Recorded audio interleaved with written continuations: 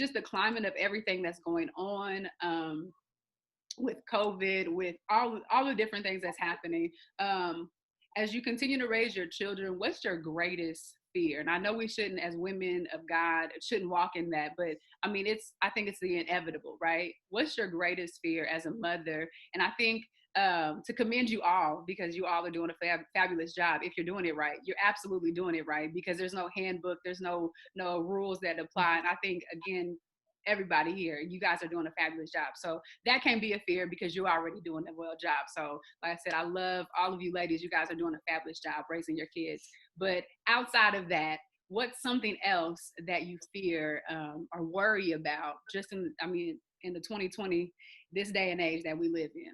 A person that has 2 Black boys and a husband right now, I just fear their life, period. Like, and even if it's not the hand of the officers or society, like, I had a brother who was murdered because he was in a marriage, and the marriage, she was committing adultery, and they set up his murder for insurance money.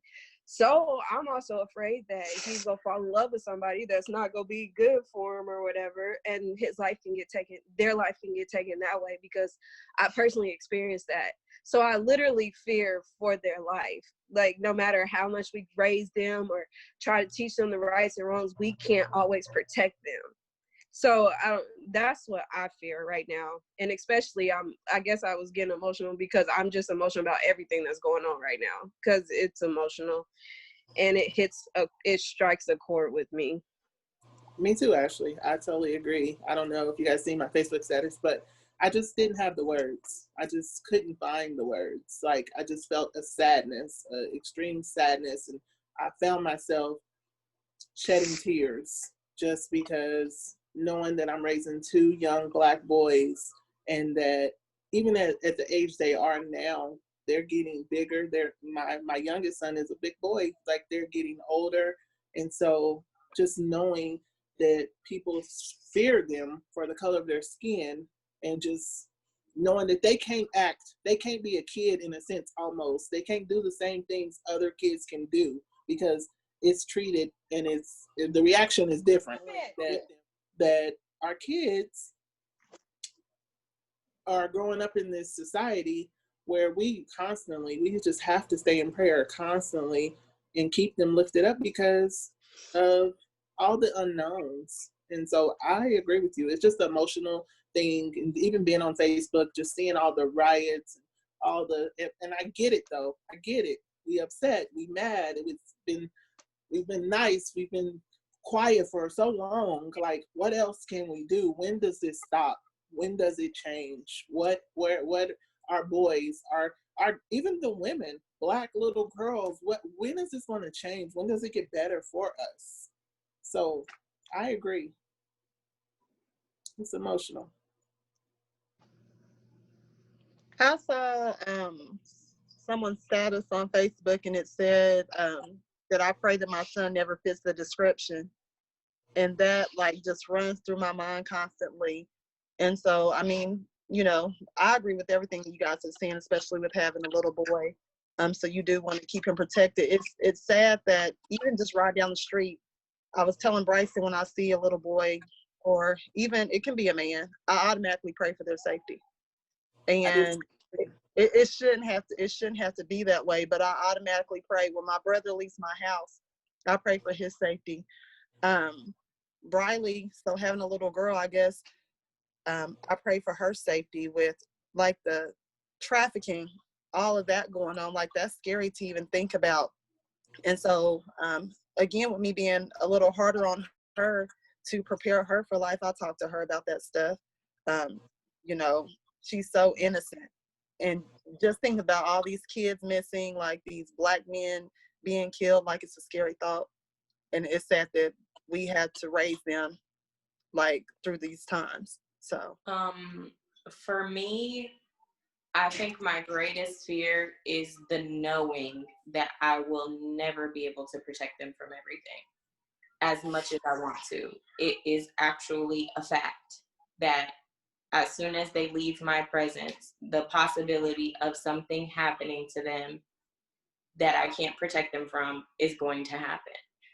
And that is my greatest fear, but it is also to what you guys are saying, what everybody is saying, and why Breezy and Brittany, you guys are, you know, talking about boldly living in Christ, is that is the fear that I have to give to God every time that I wake up. And especially right now with the state of our nation, similar to what someone else said, like having a husband who's African American, having my kids who are African American is just there. Before, I think the thought was, oh, I have a little girl, she may be a little bit safer, but that's not the case anymore. And then now that I've had a son myself, like I birthed outside of the one that I married into, my other son, is just this revelation, like I just have to give it to God every morning, because if I don't, it just like sits in my heart, and there's no way to get rid of it, because you just know. And it's like the fear. I was just telling the ladies that I work with, I was like, when my husband leaves the house, I'm on the Find My iPhone app. I'm like looking to make sure if he's 10 minutes late, like, hey, where are you? If his phone dies, I've been in the house like freaking out, crying, just because I didn't know, like, because you just never know. And we live here in Georgia where Ahmaud Arbery was murdered. Not far, we don't live far from where he was actually murdered. And so thinking that he could just be walking outside and somebody would be premeditated with my children or my husband is the scariest thing that I've ever experienced. So I just want to say I agree, and kudos to everybody, because that's the fear that we got to give to God every day. Mine is also not being able to protect, because I'm very protective of my daughter. Like, there's no oops, sorry, I didn't mean to, it was an accident, none of that when it comes to her. So that's my biggest fear, is not being there to protect her. And Breezy, I see you cracking up. No, I'm right there. It's their lives. I fear for their lives. I think a couple days ago, I probably posted something on Instagram, you know, even if I trained them to be a reflection of God's character, that's not enough, because people are going to see the melanin in their skin first before they even open up their mouth. And that's terrifying. But like all of you ladies say, I just surrendered that to God every single day. When school was open, when I dropped off to school, whatever. It's just, I have to just cast that into the Lord and pray, because there's only so much I can do. Like, I know I can't keep them in a bubble and just protect them. Like, I have to let them go, and I have to just trust that when they go to school, that there's angels protecting them, because this world is cruel, and we see it every day.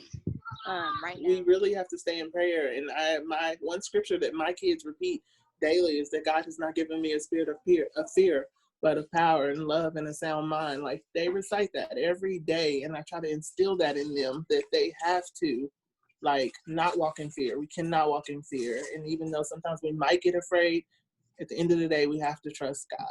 And so they recite that every day. I guess our next thing will be, what advice would you guys give to mothers, single mothers, mothers that are married, just mothers in general? What advice could you guys give to us? I would say just stay in the fight. Yeah, some hard days, some good days, but just stay in the fight, and there's no perfect parenting. I think sometimes as mothers or parents in general that we're too hard on ourselves. No perfect way. There's no instruction book when it comes to being a mother. You could be ready for a child or not ready for a child. Either way, you're still going to fall down continuously. So give yourself some grace. And when you go to bed, at the end of the day, if you can say, I did the best that I can with what I had, the energy I had, the sleep I had, the support I had, if I gave it all that I had, it wasn't in vain. Because those kids, thank God, they're resilient, and they forgive and forget quickly. And of course, we don't want to take advantage of that, but thank God for that, because they're just like, mommy's the best. You know, she did this with us, she did that with us, and you beating yourself up at night. You're like, I could have given a little bit more, but as long as we give everything that we have with what we have, that's all you can do as a mom.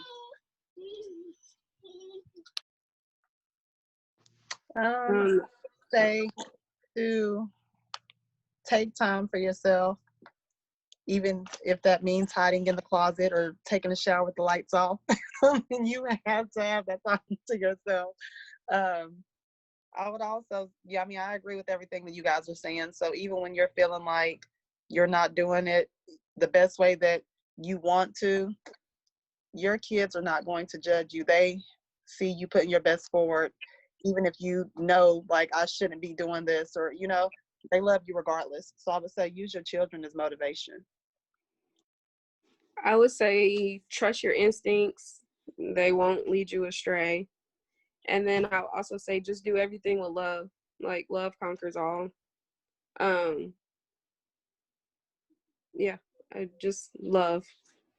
Because sometimes everybody gets lost, like they forget how to love people. Love is an action word. So you got to show love, and your kids feel it. They feel everything. And like Sierra said, they are forgiving.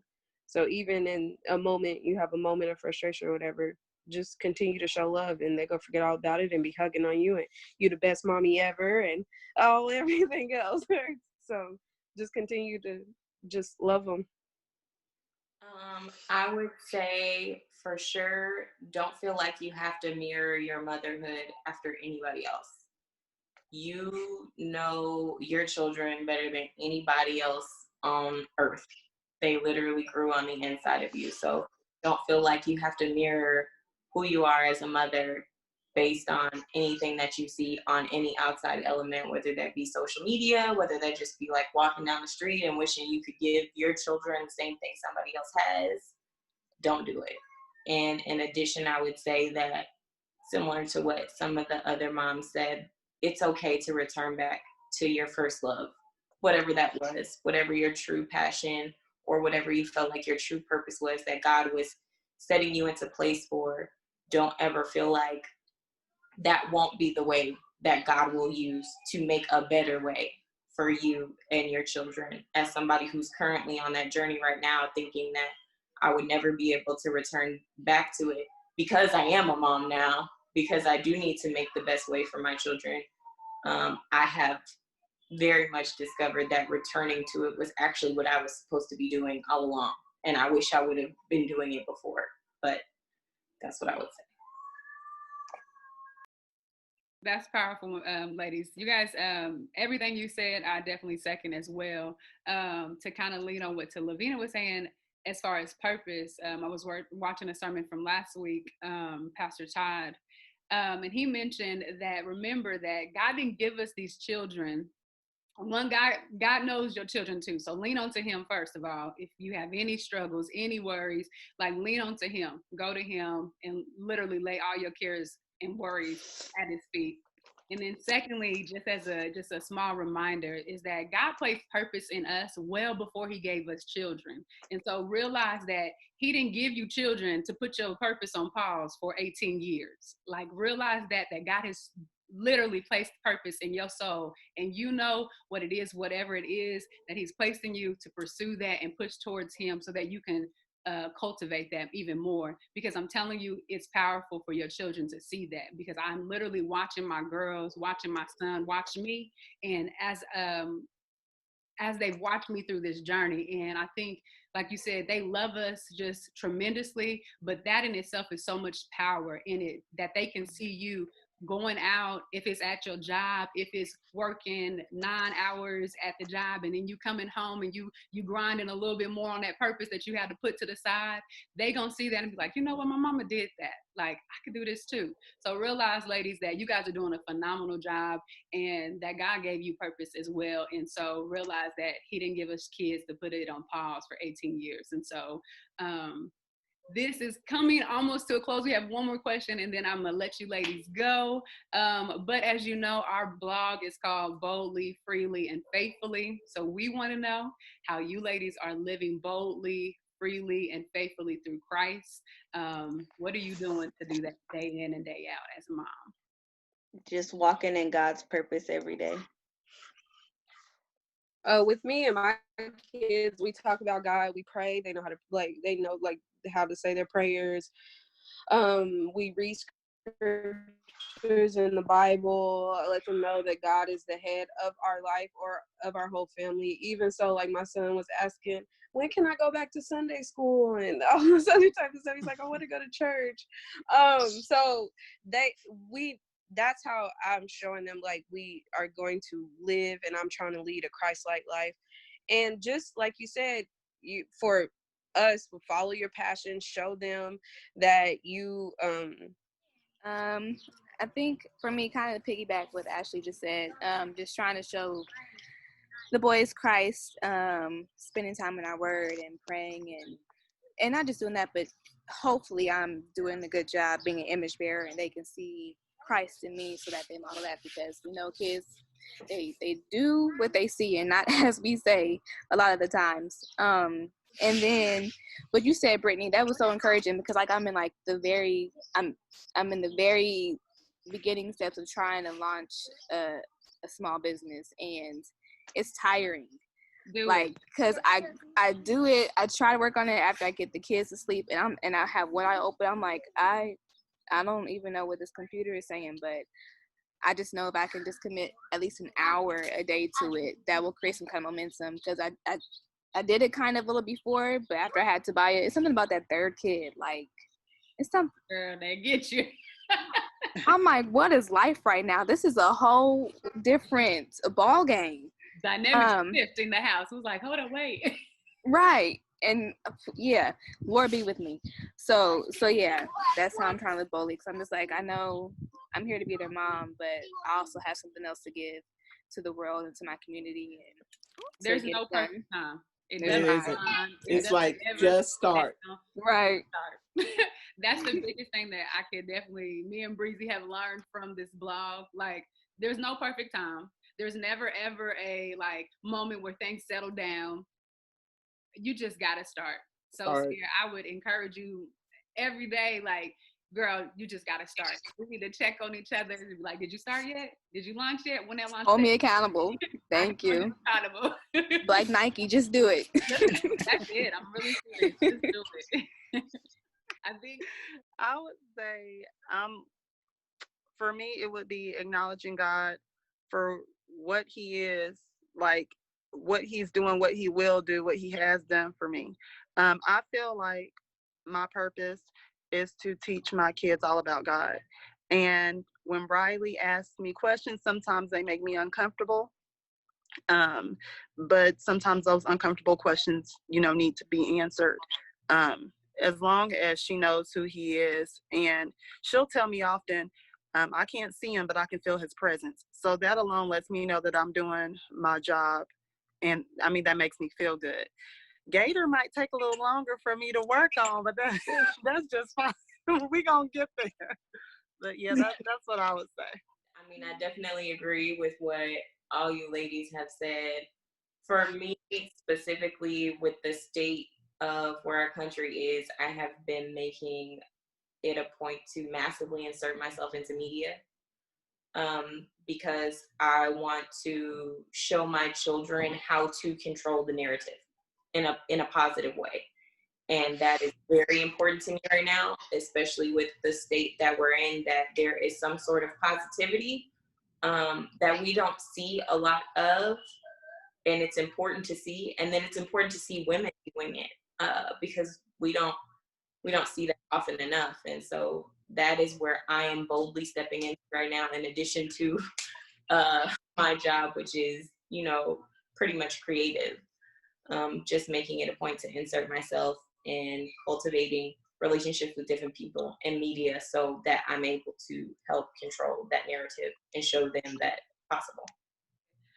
These were powerful gems that you laid on us, so I appreciate you guys. We appreciate you so much. So yes. And you enjoy the rest of y'all weekend. We love y'all, and yes, we love y'all, and thank y'all so much. Thank you. Love you too. Thank Love y'all too. Bye. Bye, ladies. Have a great day. You too.